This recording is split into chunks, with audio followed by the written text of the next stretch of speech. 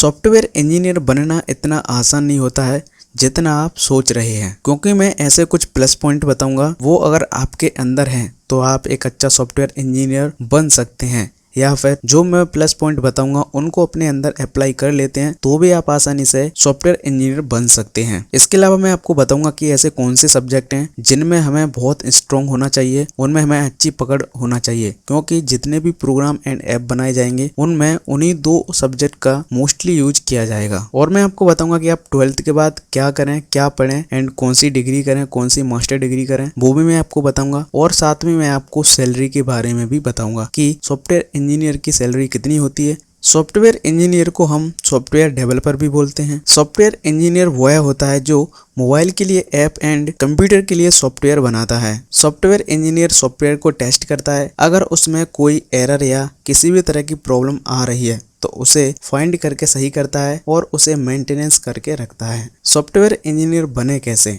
उसके लिए हमें क्या पढ़ना पड़ेगा। आपको 12th के बाद कोई बैचलर डिग्री करनी पड़ेगी, जैसा कि BCA, BTech एंड आप BSc कंप्यूटर साइंस से कर सकते हैं। उसके अलावा आप कंप्यूटर साइंस से पॉलिटेक्निक डिप्लोमा कर सकते हैं। इन कोर्स में आपको प्रोग्रामिंग लैंग्वेज सिखाई जाएंगी, जैसे कि C++, Java, JavaScript, PHP and Python. बहुत सारी लैंग्वेज हैं जिनको आपको सीखना पड़ेगा, क्योंकि सॉफ्टवेयर इंजीनियर एंड सॉफ्टवेयर बनाने के लिए इन सभी लैंग्वेज का उपयोग किया जाता है। सॉफ्टवेयर इंजीनियर बनने के लिए इन सभी लैंग्वेज को समझना और सीखना पड़ेगा। यदि आप इन लैंग्वेज को नहीं सीख पाते हैं तो आप एक अच्छा सॉफ्टवेयर इंजीनियर नहीं बन सकते। बहुत से लोगों का सपना होता है सॉफ्टवेयर इंजीनियर बनने का, क्योंकि आने वाले टाइम में अच्छा खासा पैसा कमा सकें। बेसिकली मैं आपको बताना चाहूंगा कि सॉफ्टवेयर इंजीनियर बनने के बाद आप अच्छा खासा पैसा कमा सकते हैं, क्योंकि इसमें बहुत सारा पैसा है। जब आप एक बार सॉफ्टवेयर इंजीनियर बन जाते हैं तो उसके बाद अपने सपनों को पूरा कर सकते हैं। उसके साथ ही आप टेक्नोलॉजी को भी ऊंचाइयों तक ले जा सकते हैं, लेकिन उसके लिए आपको बहुत सारी प्रैक्टिस एंड लॉजिक क्रिएट करने होंगे, लॉजिक बिल्ड करने होंगे।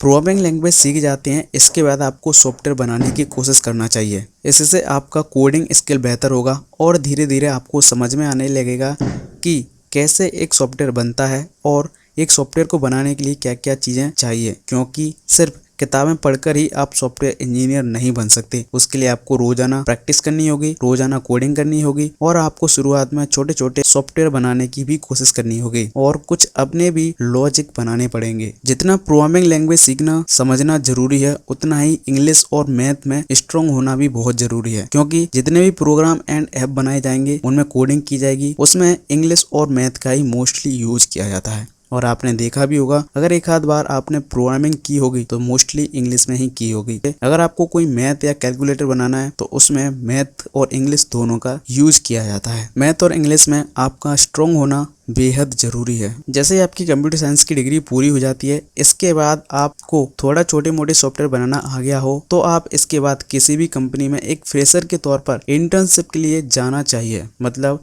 इंटर्नशिप के लिए आपको अप्लाई करना चाहिए। अब बोलोगे इससे होगा क्या? अब मैं आपको बता दूं कि आपको समझ में आ जाएगा कि सॉफ्टवेयर किस तरह बनता है और इसके साथ आपकी कोडिंग स्किल भी काफी ज्यादा इंप्रूव हो जाएगी। साथ ही आपको सॉफ्टवेयर डेवलपमेंट में एक्सपीरियंस भी हो जाएगा, जो आगे चल के आपको काफी काम आएगा, क्योंकि आपको पता होगा कि हमेशा एक्सपीरियंस बंदे को हमेशा हाई सैलरी मिलती है। तो सैलरी के बारे में हम और आगे बात करेंगे।